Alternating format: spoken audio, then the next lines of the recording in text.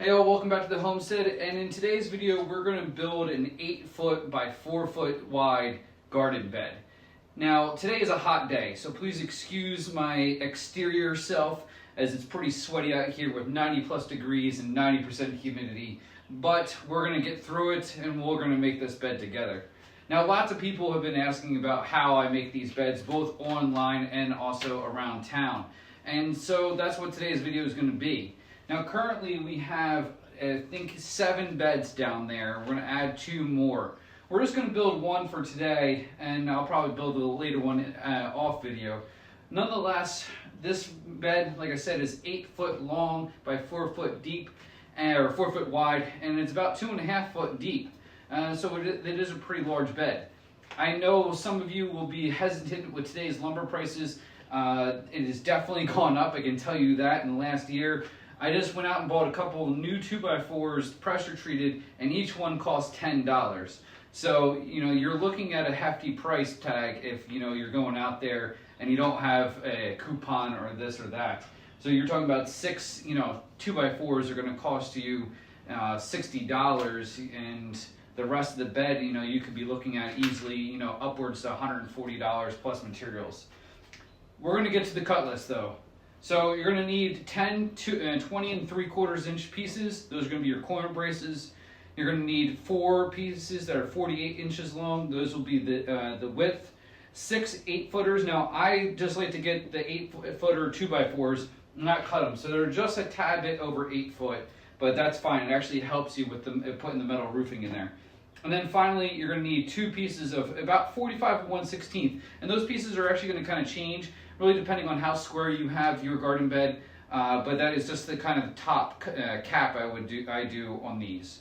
You're also going to need 3 roofing panels that are 8 foot long. They're the galvanized panels. You can get them in Lowe's or Home Depot, or for the people that out in the West, Menards.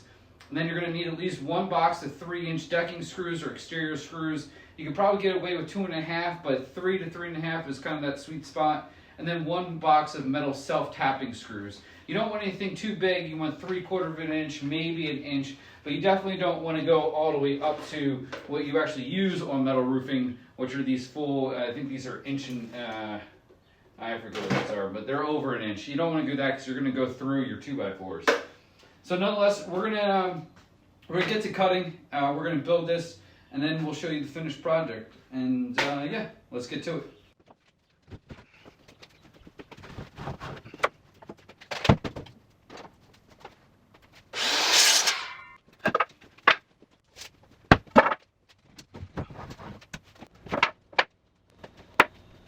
So we had a little dinner break and we're back. And how we're going to build this is basically make it a whole bunch of squares. If you can make a square, you can make this bed. So what we're going to do is basically, one square is like this. And this will be your 2 ends. So 2 48 inches together with your 20 3/4 spacer. Another 48 inches. Those are your 2 ends. And then the spacer here on your 8-foot boards. You just kind of screw them together. Now what I like to do is you can do this with whatever you have. These are 2.5 inch screws. Is we're going to toenail them. We can toenail them here with that, or we can do the 3.5 inch screws and just make sure you angle it pretty well. Because if you angle it like this, you can really get in there. And that's basically what we're aiming for. We're going to toenail it in. So what I like to do is toenail all these together, one large package, get them all set, and then start building. So let's get to it.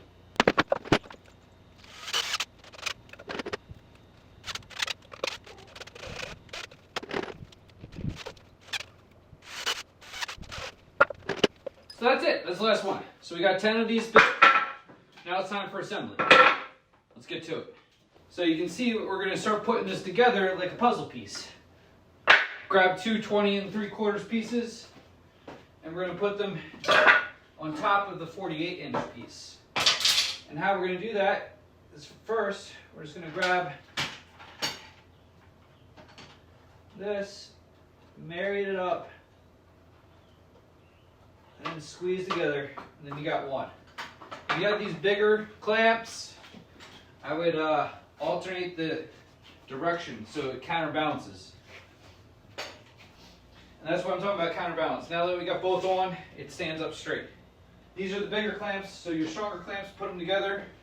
And then you're going to grab your square and just make sure two things. When you're screwing together, that it stays square as best as possible. Second, like this is off square. Now it's more square. Second, when you're doing the toenails, it has a tendency to that some boards will kick inwards or outwards as you're screwing them in. So just keep that in mind. Make it as best. And then what I like to do is just put some downward pressure on it. Now, it is pressure treated wood, and you are building a garden bed. So if there's some cracks and stuff, like, don't worry about it. Unless like an entire piece or chunk cracks off, just keep on going. I mean, yes, I guess if you are building, like, I don't know. If you're building something that you really want to impress the neighbors with, then fine. But if you just want some raised garden beds, you know, don't worry about too much. And that is one end done. So a trick of the trade, not really a trade, but one of my tricks, is definitely do this as soon as you get the wood. When you buy pressure treated lumber, the chemical treatment is still pretty green. If you let this stuff dry out, you will have splitting and then cracking as you drill in. Now you might still have it here, but the likelihood of it happening is far less. So don't let your wood dry out, just get it built. Because if you let it dry out in your garage, that's where you'll get some more warping and stuff. If you get this all squared up, drilled together, put together, you're gonna have, in my opinion, less problems. So after bending over a while, your back might hurt if you're old or out of shape. But that's two pieces done. Windows into your soul of gardening. Well, yeah, two pieces done. We'll put these over here. And now we'll be doing the long pieces. So now the fun part where you actually start seeing it come together. Grab an end piece, bring it to the center, grab a long piece,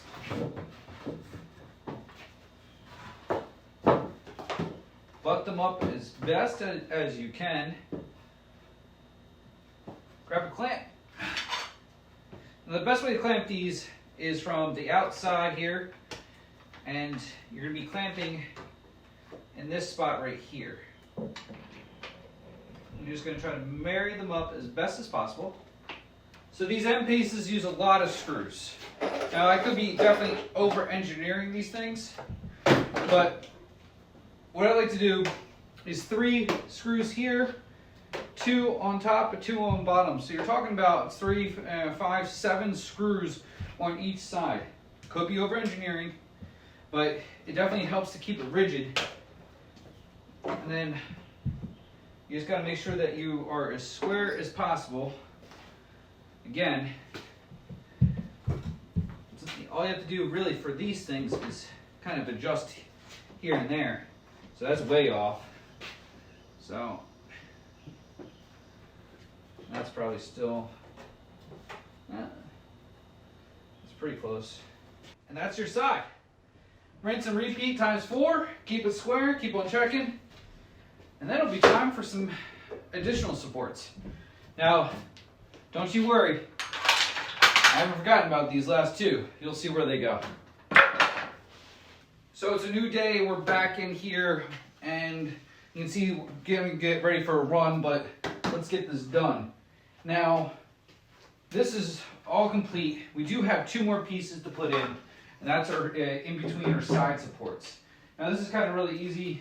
All we're going to do is really just find the center of the boards.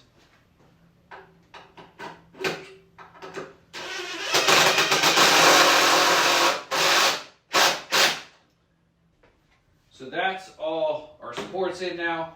And now you can see we are done the frame. Now it's time for the metal. Now, working with metal, you more than likely should be wearing gloves, especially if you've not worked with metal a lot. Metal is tricky. Now you can see this is an 8-foot piece, but you have one of two options. When you cut like this, you can have these boards on the inside, like I do right here, or you could have them on the outside. Either way, you're going to end up having to cut your metal. This way, I only have to cut the one piece directly in half and it'll fit fine. Now this means that you have to cut off about 3 inches on the side. Now, this can be done one of two ways. You can do it, one, with an angle grinder with a cutting wheel, which is the way I'll be doing it, or with a good pair of actual metal snips. This is actually really easy to use. It creates pretty decent clean lines. I like to use the angle grinder. I don't know. I guess it's personal preference, I guess. And just measure 3 inches in.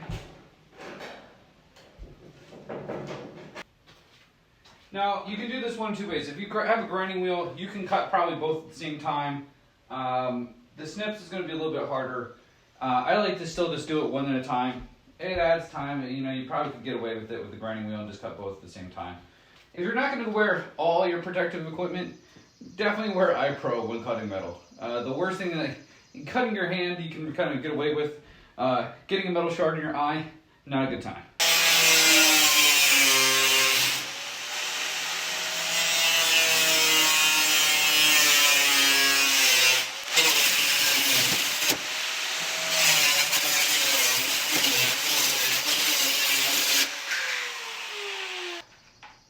Take your clamp, push the metal up against the wood and the brace, and make sure that it's actually even and flush.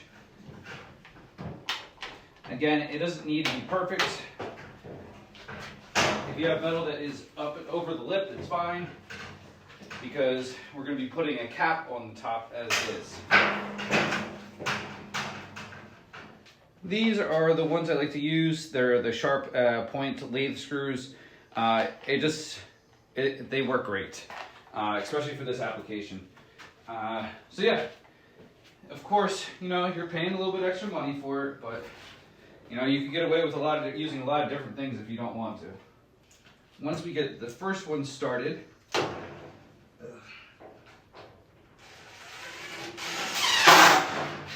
so to do the spacing with the screws, I like to take the tape measure, pull it out.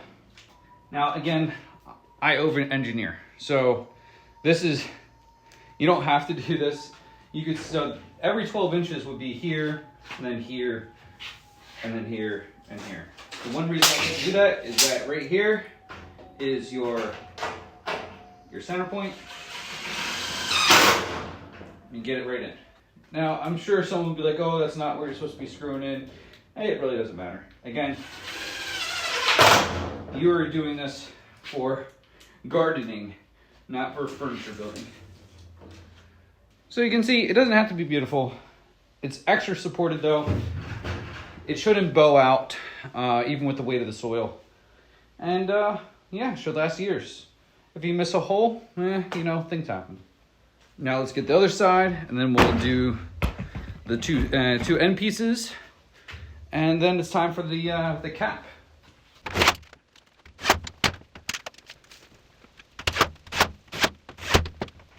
So now that your two sides or your long ends are in, now you just need your last piece of metal. And this one, you can just mark it 48 inches, exactly half of the piece.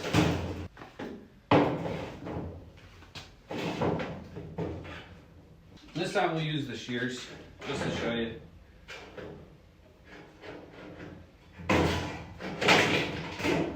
Now with shears, you're going to be really careful because you're going to be holding the metal. And the only way you're going to be able to cut it and continue cutting it is you have to hold the metal up.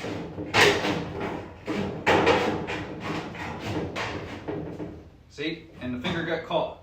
So yeah, wear gloves.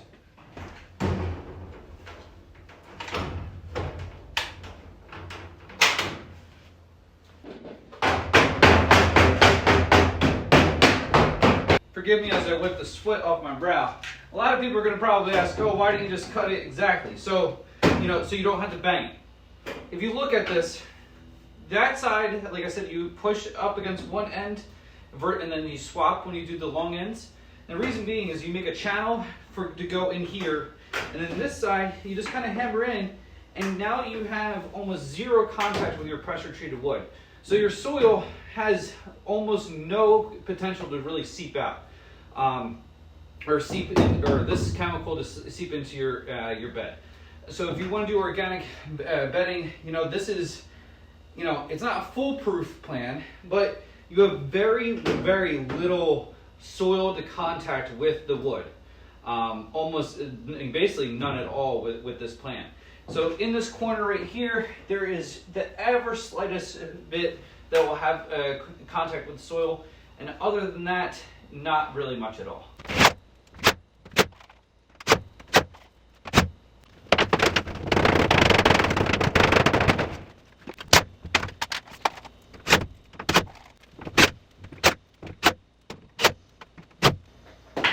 And well, that's it for the metalwork.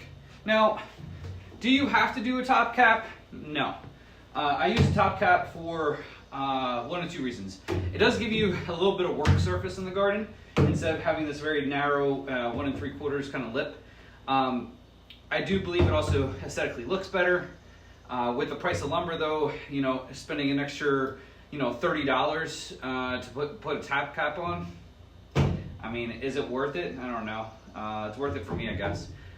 Third, it adds a lot of rigidity to it, where we're kind of transferring some of the load that is going to be outwards pressure, and we're kind of controlling it, because now we're going to connect these points all with another top kind of cap that brings everything together.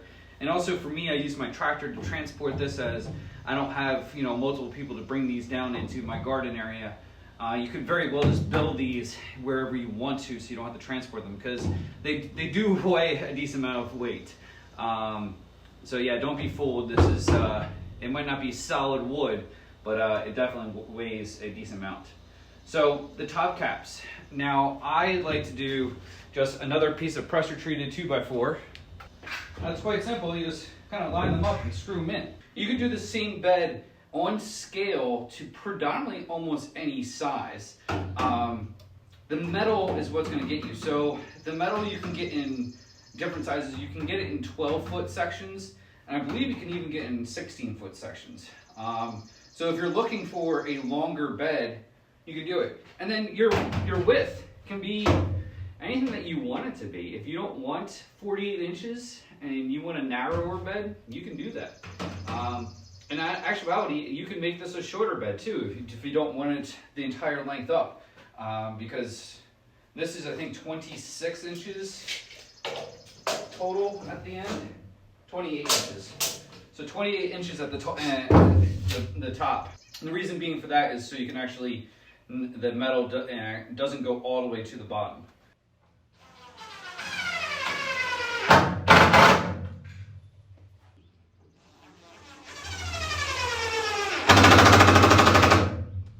Sounds like time for a new battery.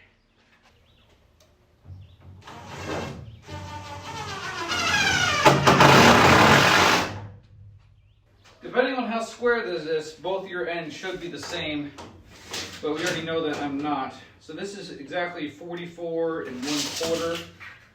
It's 44 1/8. So your very last 2x4. So 44 1/4, 44 1/8.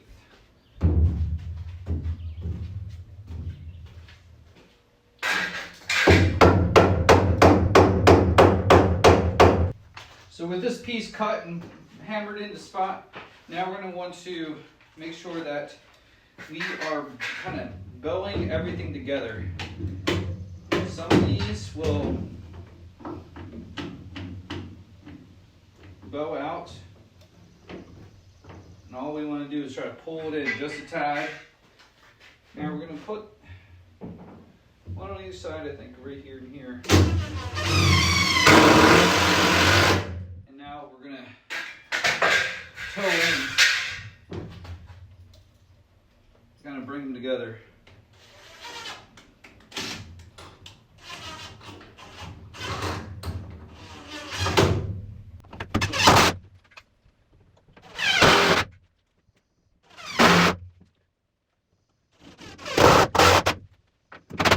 So there you go. So now this is all joined together, and you're pretty much ready to rock and roll now. Just have one more to go, and then project complete.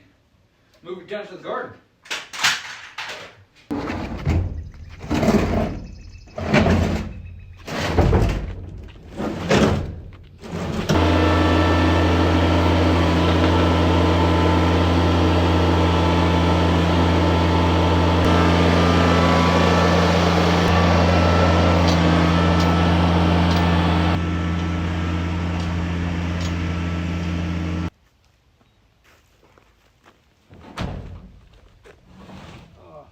So there it is, completed, in place. I'll level it and actually get it exactly in place off camera. And in an earlier video, we went into how I actually fill these beds. So if you like this video, please hit that thumbs up, leave a comment. We appreciate greatly everyone that has joined us in this journey and continue to tune in for the new videos. And yeah, so one more to go this year, and that will complete 2 years worth of projects here. Last year was the entire fence, the first 4 boxes.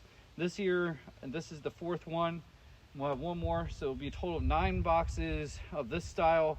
We have a old one, the very generation 1, Mark 1 raised bed, and that has our asparagus in there. So yeah, thanks for joining us. Stay safe out there, and we'll catch you in the next video. Have a good day.